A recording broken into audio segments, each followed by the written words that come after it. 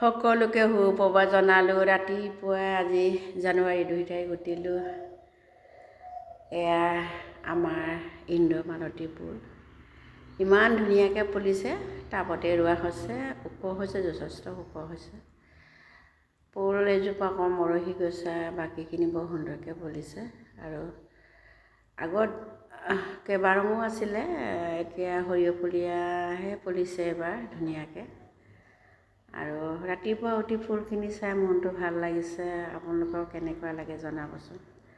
মোৰ বাৰাণ্ডাতে ৰোৱা হৈছে বাৰু।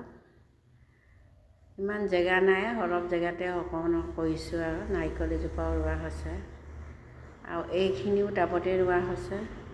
হ'লেও বহুত ওখ হৈছে। এইখিনি কলি ধেৰ পেলাইছে, ফুলৰটো ফুলাইছে, আৰু এইখিনি ফুলিব আপোনাৰ জানুৱাৰী ফেব্ৰুৱাৰীলৈকে ফুলিব চাগে। সেই দুজোপা যে বহুত কলিয়াইছে, ইমান মৰম লাগিছে। তাৰমানে ফুলখিনিয়ে আনন্দ কৰে, সুখ দুখ সকলো। সিহঁতৰ লগতে মই কেতিয়াবা সুখ দুখবিলাক সকলো টাইমবিলাক পাছ কৰি থাকোঁ, কাৰণ সকলোকৰীয়া হৈ পৰিলোঁ ন। কৃষ্ণ সকলোকে ধন্যবাদ জনাওঁ।